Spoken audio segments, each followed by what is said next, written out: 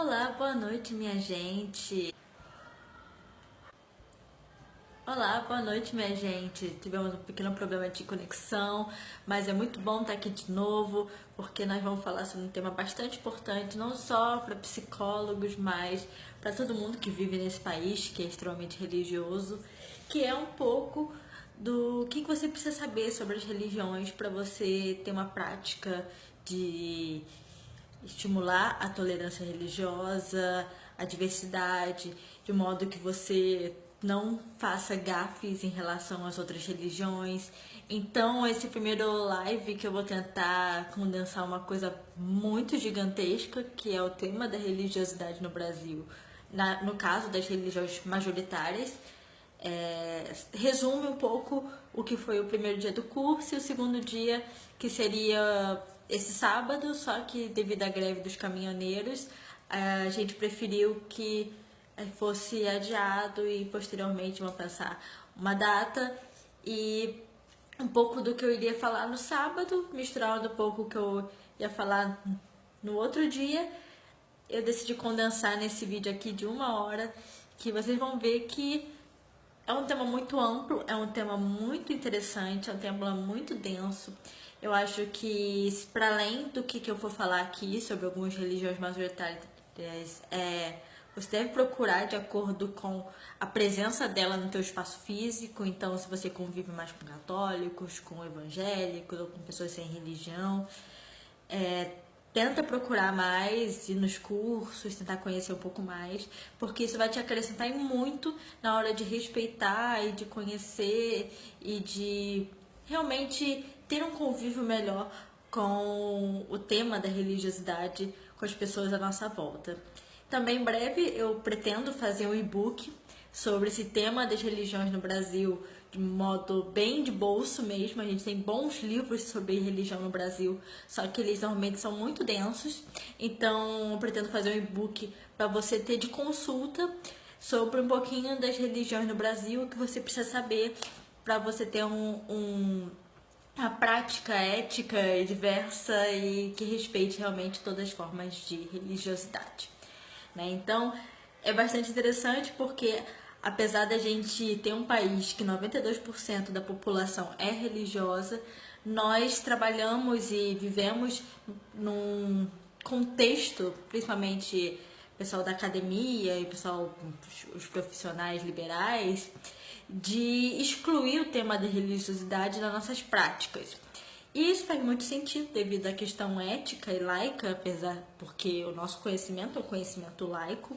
A gente está trabalhando de modo não necessariamente confessional, porém é importante a gente perceber um pouco que, apesar da nossa prática ser laica, e a gente tem que realmente enfatizar isso, a gente está lidando com sujeitos religiosos quando não que esse sujeito religioso é você mesmo.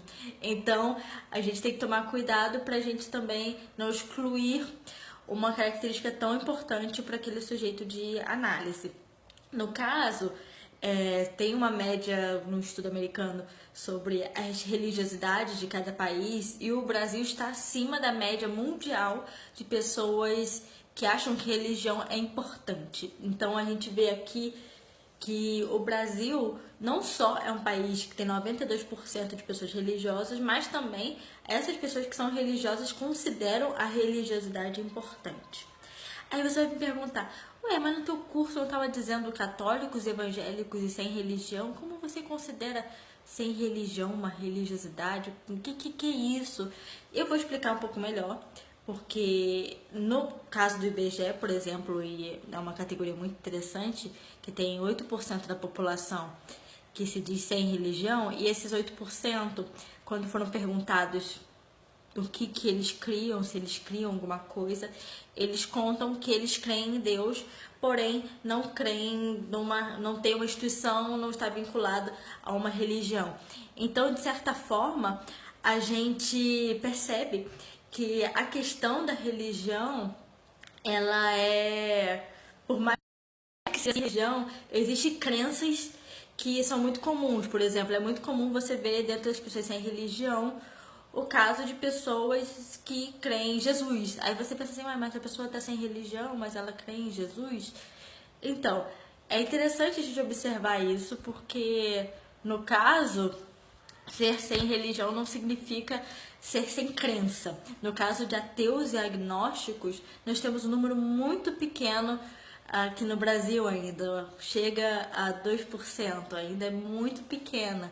Então a gente vê assim que essa ideia de sem religião, ateu e agnóstico não é a mesma coisa. Não estamos falando de populações diferentes, até mesmo no perfil, né? Sem religião temos muitas mulheres, enquanto ateus e agnósticos não temos tantas mulheres. A gente vê pessoas sem religião de classes sociais mais baixas, na zona rural, que é uma coisa bastante interessante, porque a gente pensa que a zona rural ou é toda católica ou de algum modo, mas a gente vê um grande número de pessoas sem religião dentro do contexto de zonas rurais, de pessoas pobres, de periferias, que é um caminho bastante interessante para você perceber que é um pouco diferente do caso de ateus e agnósticos, que normalmente são pessoas de classe média alta, que decidem ser ateus ou agnósticos, normalmente são homens. Diferente de todas as religiosidades e todas as expressões de pessoas que têm crença no Brasil, que todas elas, a maioria, é mulher, no caso dos ateus e agnósticos, nós temos um perfil muito mais masculino. Então, é por isso que eu coloco os sem religião como uma forma de crença majoritária no Brasil, porque eles creem, só que eles creem de um modo diferente. É por isso que é importante a gente ter noção, quando a gente vai abordar uma pessoa, por exemplo, no nosso consultório, que ela não tem religião, mas pode ser que as crenças delas sejam fundamentais na hora da análise, na hora de uma relação terapêutica ou em alguma outra forma de trabalho. Então, isso já é bastante interessante, porque a gente normalmente quando pergunta se você tem uma religião e a pessoa diz não, a gente associa ateu. Só que quando a gente vai realmente ver, não é essa população que nós estamos falando na maior parte das vezes. São pessoas que têm crenças, só que essas crenças são atravessadas por uma outra questão, que é uma crença, crer sem pertencer, né? Que é um tema que a gente usa muito na ciência da religião, a noção de crer sem pertencer. Mas, apesar de ter esse número crescente de sem religião no Brasil, que realmente é muito interessante, a gente ainda tem duas religiões muito majoritárias no nosso país. A primeira delas é o catolicismo, que durante um bom tempo era comum se dizer que ser brasileiro era ser católico. Só que essa realidade foi mudando, porque nós falamos um pouco que a pesquisa dos sem religião, a pesquisa da ciência da religião, foi uma pesquisa que começou a interessar os cientistas, porque houve aquela maioria de católicos que eram acima de 80%, começou a descer bruscamente a partir da década de 70. E isso começou a interessar os sociólogos, de querer entender o que estava acontecendo. Então, esses sociólogos começaram a perceber que existiam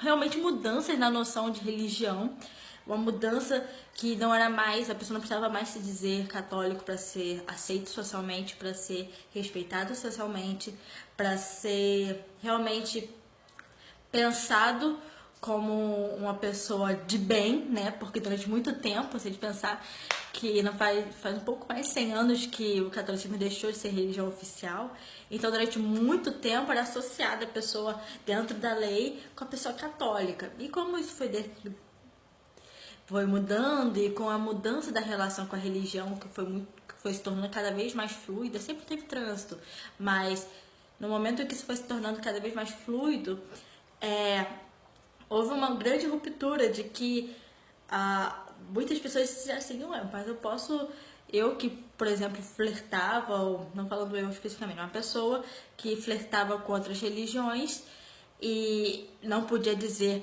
antigamente, ela foi realmente deixando mudar de religião, dizer que era de outra religião.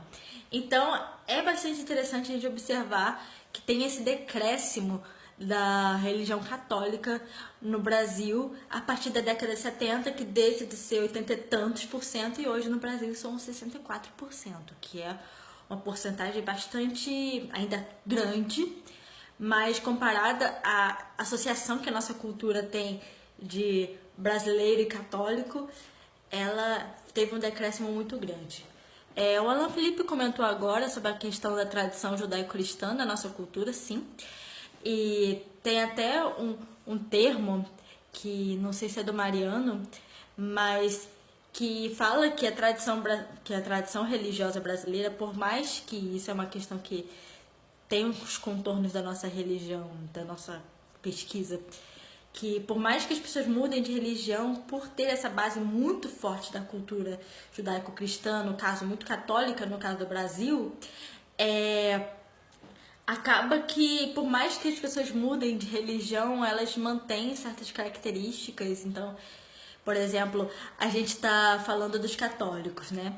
Os católicos, de acordo, por exemplo, com o Ronaldo Almeida, eles são os grandes doadores universais, né? Então a gente está falando, por exemplo, quando se doa sangue, nós temos os receptores universais, que é o A e o B, e que eles recebem todos os tipos de sangue, e tem o O, que doa sangue para todos os outros tipos. Então os católicos seriam esses grandes doadores universais que doam membros para os evangélicos sem religião, para também de religiões de matriz afro-brasileiras e religiões e de espiritismo. Então tem uma troca assim que os católicos doam os seus membros, mas esses membros também mudam de religião, mas eles ainda mantêm características do catolicismo, que isso, como a gente vê no caso da Umbanda, né? A Umbanda tem características muito próximas ao catolicismo, o culto a alguns santos da Igreja Católica, que meio que se mantém por causa dessa relação tão interessante que acaba que as religiões têm no Brasil, né? Então os católicos, por mais que eles tenham tido um decréscimo muito forte, eles ainda têm uma força muito interessante. E no caso, a Igreja Católica foi percebendo que esse decréscimo foi acontecendo, não só no Brasil como no mundo. A gente sabe que aconteceu pela Europa depois da Reforma Protestante, depois a Contra-Reforma, ou como chamada Reforma Católica, e todo um processo de realmente lidar com esse mundo moderno e secularizado posteriormente foi um grande desafio para a Igreja Católica.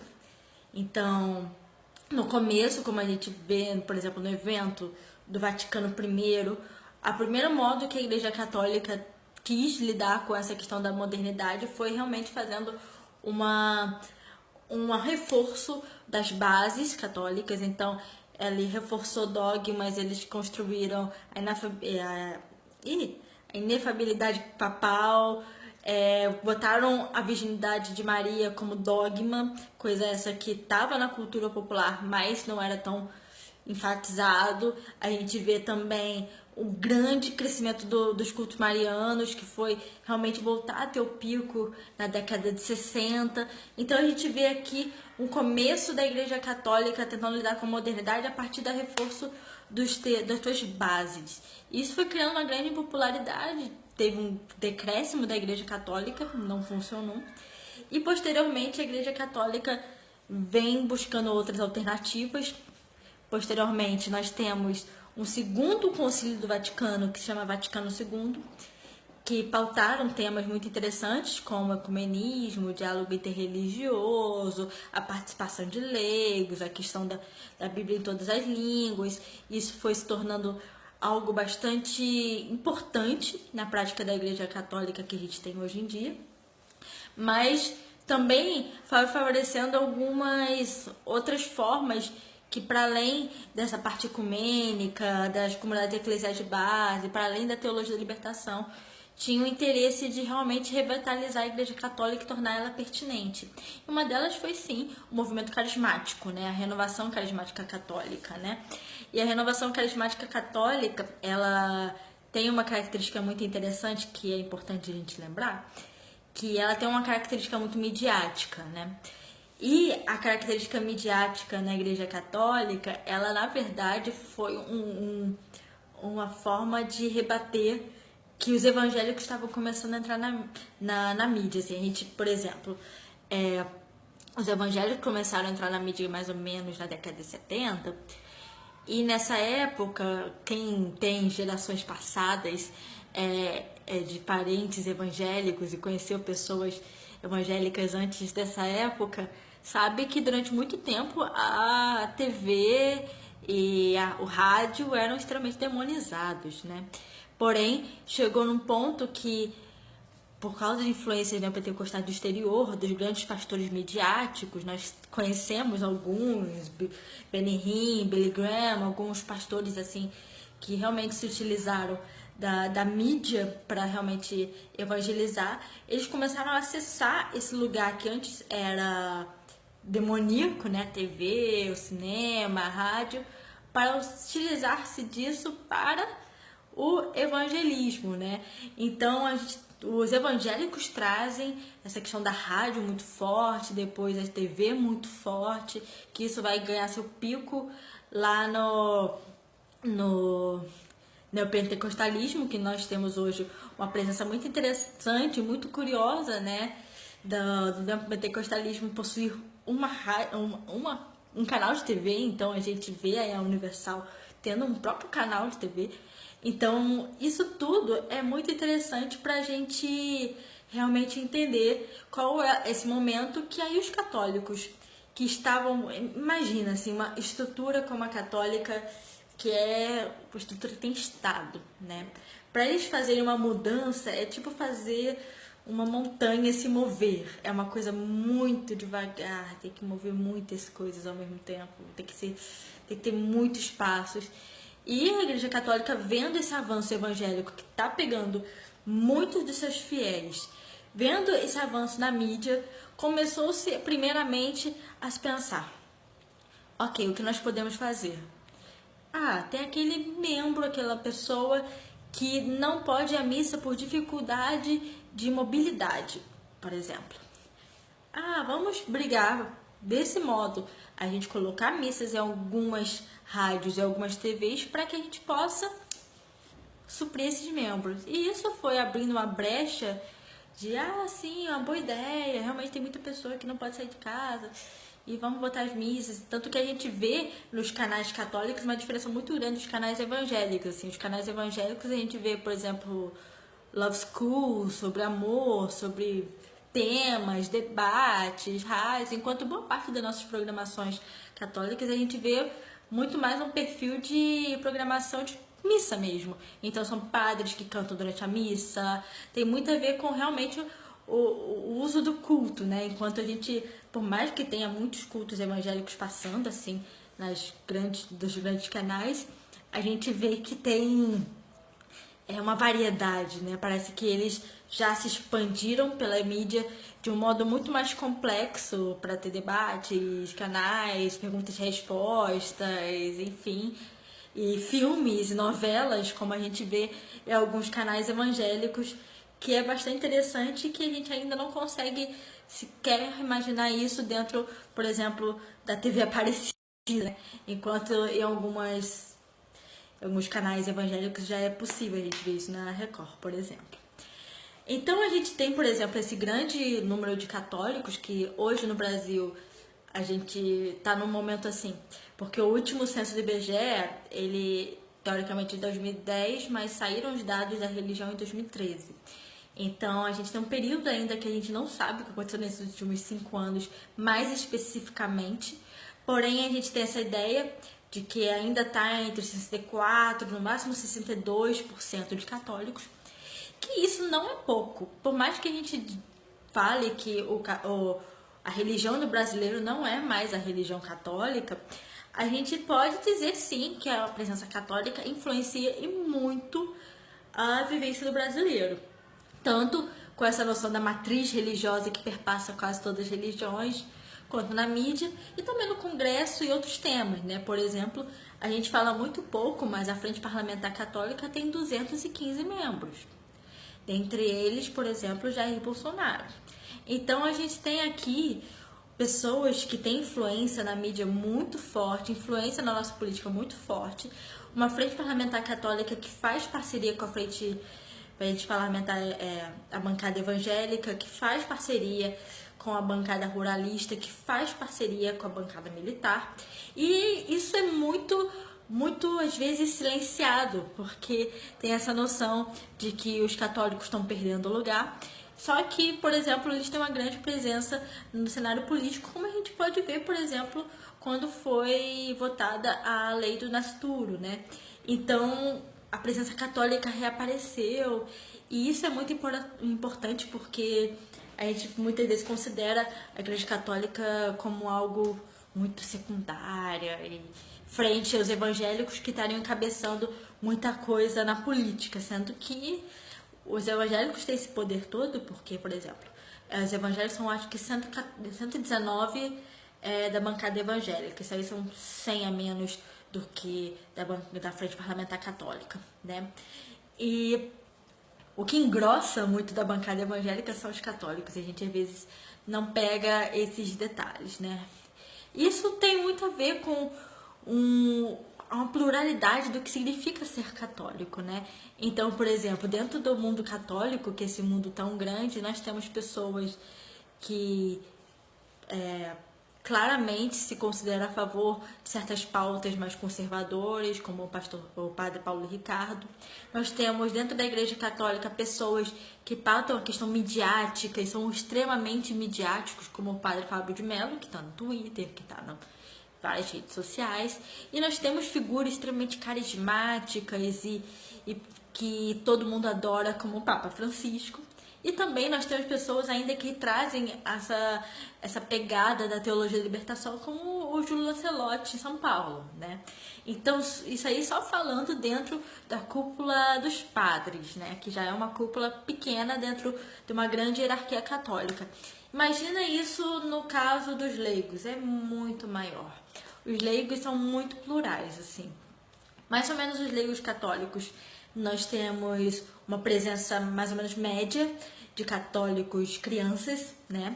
Hoje em dia, nós não temos esse costume tão forte de quando é criança a pessoa é necessariamente batizada na Igreja Católica, mas ainda existe isso.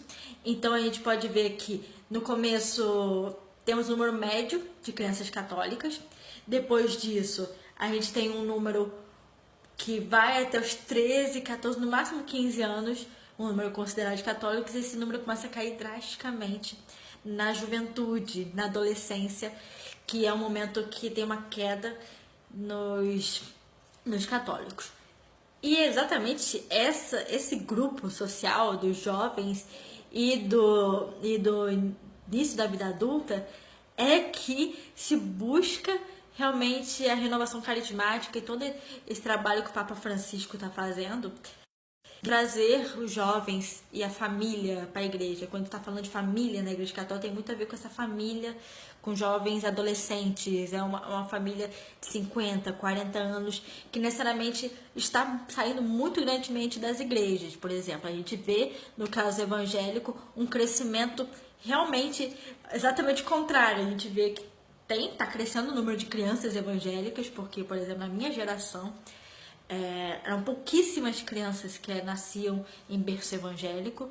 Na minha geração, nós tínhamos 7, 8% dos brasileiros, hoje nós somos 23%. Então, hoje já nós temos, sim, muito mais crianças que nascem em berço evangélico, ainda é pouco. E mais ou menos perto dos 20, 30 anos, nós temos uma alta dos evangélicos, que é um momento que tem um grande número de conversões. Então, esse grande número de conversões pega exatamente esse decréscimo católico. Então, uma das grandes focos da renovação carismática e de outros meios católicos é exatamente conquistar essas pessoas que teoricamente sairiam para o pentecostalismo, que é hoje em dia a maior expressão evangélica do Brasil. E também esse gráfico evangélico é muito parecido ao gráfico dos sem religião. Então, é muito raro uma criança nascer sem religião, no máximo quando os pais já são sem religião, não dão religião à criança. E quando ele chega na fase dos 20 e poucos anos, 30 anos, é que tem o boom dos sem religião que chega, que nacionalmente seria 8%, mas no meio de 20 a 30 anos esse número chega a uns 20%.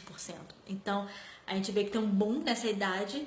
E como os evangélicos e como os sem religião, nós temos uma pequena descida quando começa a ficar mais velho. Então a gente tem uma característica muito interessante que provavelmente as pessoas mais velhas voltam para a sua religião de origem, voltam a ser católicas ou, enfim, não permanecem. Tem certo não cuidado específico no caso dos sem religião e nos evangélicos ao grupo da terceira idade. Isso é uma coisa bastante desafiadora, porque a terceira idade é o que tem crescido no nosso país, né? Então, nós temos uma relação, exatamente, o que os católicos passam, né, que o início tá bom, cai, aí eles voltam a ser católicos no futuro, os evangélicos é exatamente o contrário, tem aqui pouquinho, vai crescendo, aí só que ainda nós não temos muita geração de idosos evangélicos. Aí você diz, mas tem sim, e é presbiteriana, congregacional, é metodista, luterana, e nós estamos falando aqui de um tipo de evangélico, por isso que é interessante também a gente observar isso. Os evangélicos, como você já provavelmente viu, são muitos, né?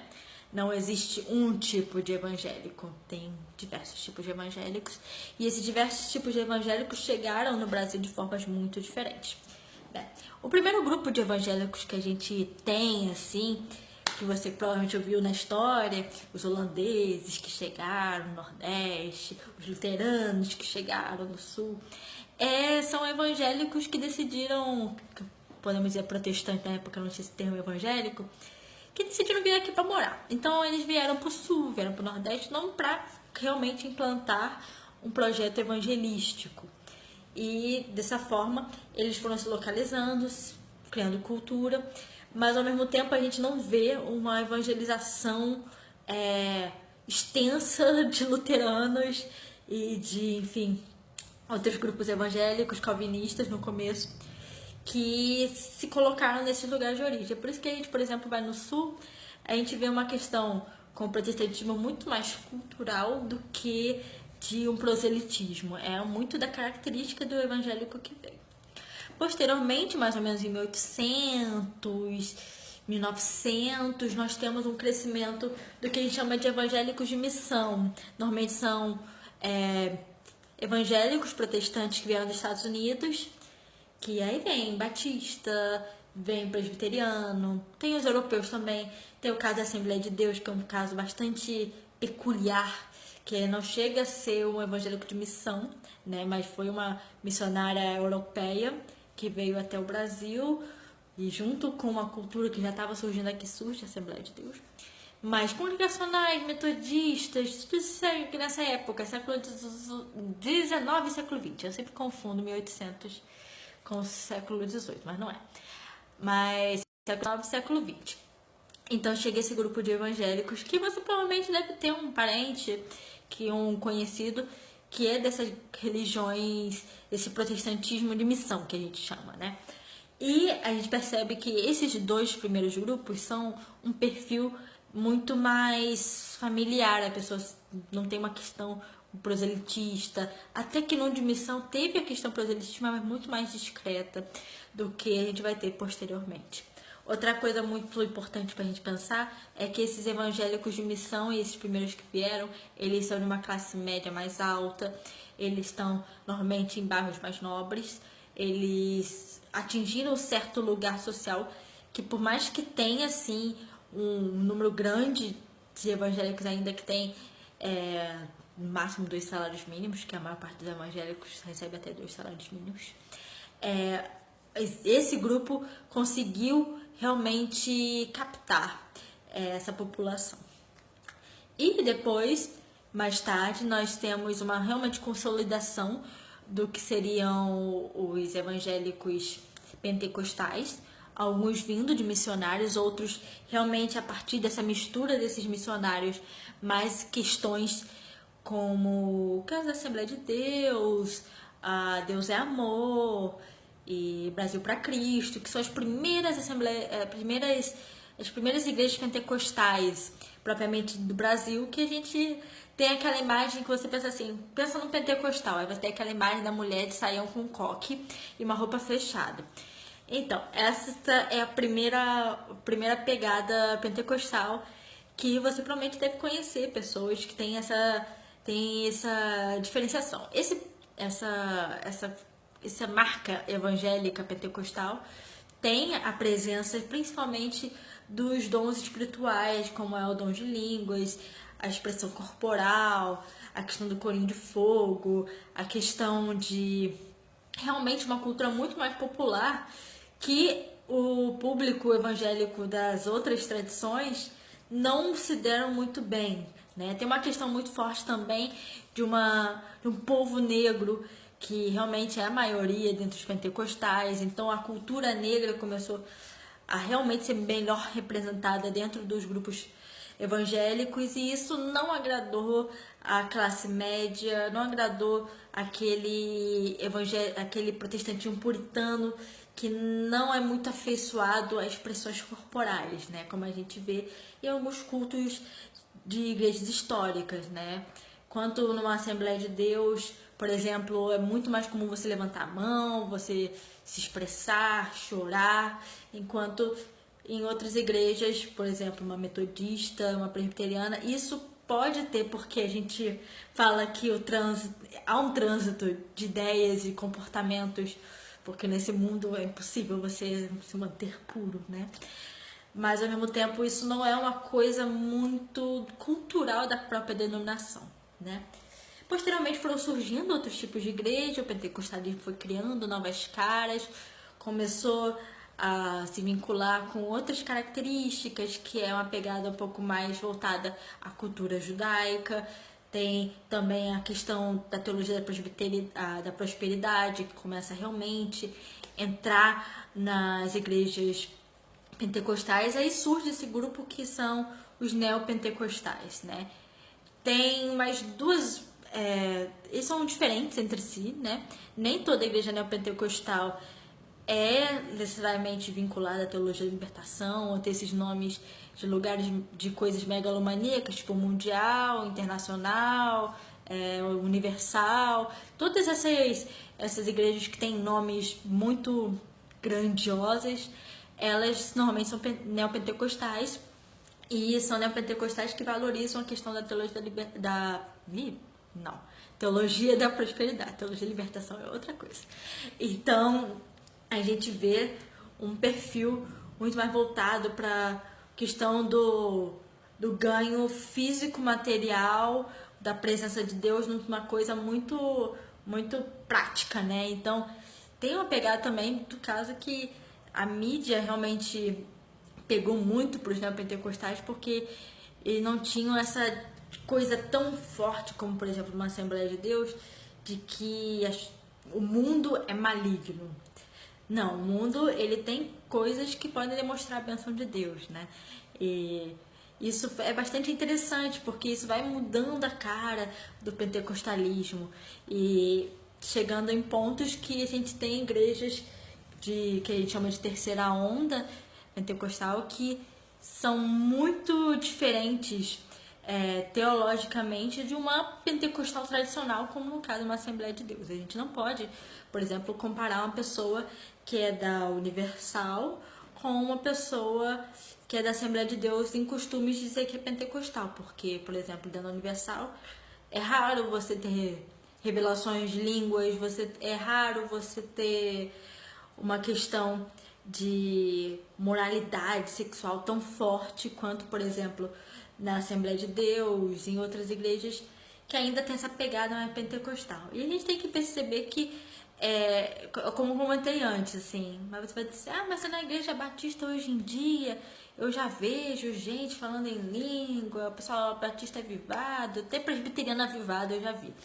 Então, você vai perceber assim, mas é tão fácil você ver esses limites? Não, não é fácil ver esses limites, porque a gente pode ver expressões de dons espirituais dentro do catolicismo, a gente pode ver, por exemplo, sem religião, pessoas sem religião que expressam, que creem e expressam coisas que estão dentro de outros grupos religiosos, pessoas sem religião, mas elas acompanham o culto da Assembleia de Deus e no outro dia eles estão na renovação carismática.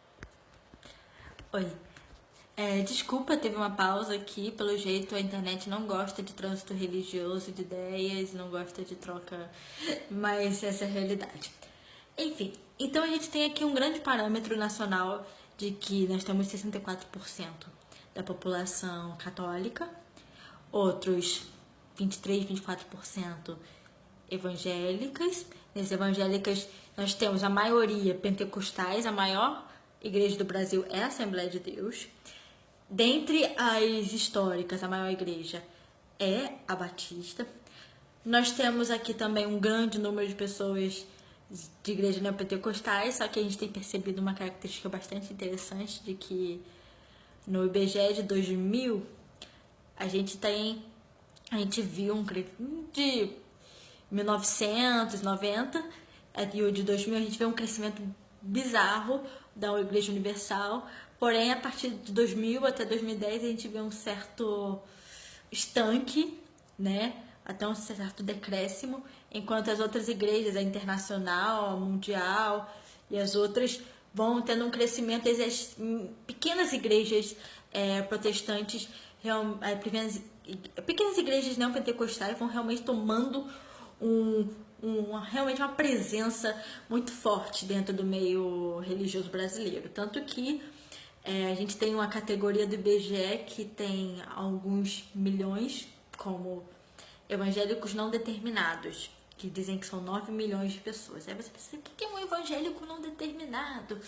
É um evangélico que a pessoa se diz evangélica, mas flerta com várias denominações evangélicas, né? É um trânsito intra-evangélico. Então, a pessoa que no domingo está na Batista, na terça-feira está na reunião de oração da Assembleia, ouve a rádio da Universal, e ela não tem uma identidade específica evangélica, é uma mistura, mas ela é evangélica, porque ela só flerta entre esses grupos, né? Então, a gente tem esse número também bastante interessante. Também pode ser que sejam de igrejas muito pequenas, evangélicas, e a pessoa não quis botar. Tem a categoria das outras religiões evangélicas, as outras igrejas evangélicas, mas é muito diferente, né? Então, a gente tem um parâmetro de quem é o evangélico mais ou menos a partir desses grandes grupos. Porém, se a gente olhar na minúcia, tem muita troca, que nem o caso católico, né? A gente vê que a gente fala católico num grande nicho que é estrutural, com aquela grande estrutura, papa, cardeal. A gente vê também, por exemplo, a questão do diálogo interreligioso, né? A relação do Papa com os patriarcas da Igreja Ortodoxa é uma relação que, para o Papa, os patriarcas da Igreja Católica são abaixo do cardeal. Então, tem uma hierarquia aqui interessante, né? Então, a gente pensa em católico, a gente pensa no Papa, no cardeal, no arcebispo, no bispo, no padre, no frei e tal. Só que a gente vê na prática que o membro é uma coisa que flerta muito. E mesmo dentro desses grupos a gente sabe que tem um flerte bastante interessante, como é o caso da renovação carismática, com essa presença dos dons espirituais tão fortes, né? Que traz milhões de pessoas para congressos do Canção Nova e tal. E realmente você vê assim, isso aqui parece, e isso é uma coisa muito comum, de se dizer assim, esse corinho também canta na igreja evangélica, ou na igreja evangélica, tipo, esse corinho aqui é da igreja católica. Então, tem certos limites que dizem, tipo, e tem muito a ver com sua autoidentificação. O IBGE trabalha com autoidentificação, então nós temos, se a pessoa se diz católica, mesmo que tenha um eixo caveira atrás dela, ela vai ser categorizada como católica, porque o IBGE não tenta botar essas nuances de visitar cada pessoa, perguntar para outros parentes e ter certeza sobre isso, né? Então a gente tem aí uma população bem grande ainda no Brasil, assim, mais de 80% cristãos, né, no caso brasileiro. E a gente tem um perfil bastante interessante porque no caso católico, por exemplo, nós temos uma presença majoritariamente negra e parda, assim também nos grupos evangélicos. Também no grupo católico, como no grupo evangélico, tem pessoas de extrema pobreza, assim, Por exemplo, no caso das igrejas pentecostais, mais de 60% são analfabetos. Então, a gente tem um grupo muito pesado de pessoas pobres, até dos salários mínimos. A gente vê também um grupo que é bastante interessante, né? Que a gente vê hoje em dia que o grupo católico em meios rurais tem baixado muito, e nesses meios rurais tem crescido um grupo de evangélicos. A gente vê pequenas igrejas evangélicas realmente tomando conta do meio rural. E a gente vê também que, como eu falei, quase todas as religiões, as mulheres são maioria. Isso também aparece no caso das católicas e no caso das evangélicas, elas são maioria. Então a gente tem um perfil aqui bastante típico, né? Que realmente, quando a gente pensa no católico médio, a gente às vezes pensa naquela pessoa do interior, com aquelas crenças que a gente chama de catolicismo popular. Porém, isso vai se mudando de tal modo que, por exemplo, no caso do Rio de Janeiro, a capital do Rio de Janeiro tem mais ou menos 58% de católicos, é um dos estados com menos católicos no Brasil. No caso da cidade, 58%, no caso, a cidade realmente é uma das que tem menos católicos no Brasil. E no estado isso diminui, fica para 52%, porque no interior o catolicismo está ainda perdendo mais força para as pequenas igrejas pentecostais. Então a gente vê aí um perfil religioso muito interessante, que provavelmente você conhece, e você percebe assim que tem uma troca bastante importante. Como é que o pessoal fala, né? Que no caso, por exemplo, da política, a gente vê um ecumenismo de interesse, então tem uma troca muito grande entre a Frente Parlamentar Católica e a bancada evangélica, que tem a frente mista, né? E isso tudo influencia a nossa noção realmente de religião, a nossa noção de quem é a nossa população que nós estamos afetando com o nosso trabalho, né? No caso, por exemplo, Rio de Janeiro. Pegando o meu caso, Rio de Janeiro, eu moro no Rio de Janeiro. Os católicos estão espalhados por todo o estado. Mas, por exemplo, no caso dos evangélicos, nós temos uma concentração muito forte na Zona Norte, na Zona Oeste e que a gente fala, né, a Baixada, né? Nós temos um número maior de evangélicos. A gente, por exemplo, Seropédica é uma cidade que tem muito evangélico. Aí você pensa assim, mas Seropédica não... Sim, é porque exatamente por causa dessas pequenas igrejas pentecostais que vão pegando o lugar da Igreja Católica, vai realmente criando raízes e transformando realmente o cenário brasileiro, e o interior tem sido um dos lugares principais para isso. A gente tem visto muitas cidades do interior se tornando evangélicas, e isso é bastante interessante. Ou também a gente tem a cidade interessante dos sem religião no meio rural, por talvez descrença com aquela igreja católica que eles tinham no meio rural. Eles não têm mais essa necessidade de se expressar como católicos. Então, a gente tem essa presença de pessoas no meio rural também são sem religião, né? No caso, a gente falando sem religião é aquela pessoa que crê, tem suas crenças, mas ela não quer se vincular a um meio institucional. Então, tentando resumir muito do mapa majoritário do Brasil, é mais ou menos isso. Se vocês tiverem perguntas, dúvidas, eu farei um e-book em breve sobre essas expressões, especialmente as majoritárias, mas eu quero também juntar as minoritárias também, primeiro num outro live, depois nesse e-book, para a gente ter esse material de uma forma mais condensada. E tem bons livros sobre religião no Brasil. Tem o livro da Renata Menezes e do Faustino Teixeira, né? Que eles, toda vez que sai o IBGE, eles fazem comentário dos dados do IBGE. Temos muitos outros trabalhos bastante interessantes em editoras como a Loyola, Paulus, a Fonte Editorial, que é bastante interessante da gente observar. E se você quiser saber mais, Continue seguindo as coisas do canal daqui do Religar-se. Nós estamos agora no Instagram, então esse vídeo vai para o YouTube. Então, se você quiser ver em outra rede social, ele vai aparecer.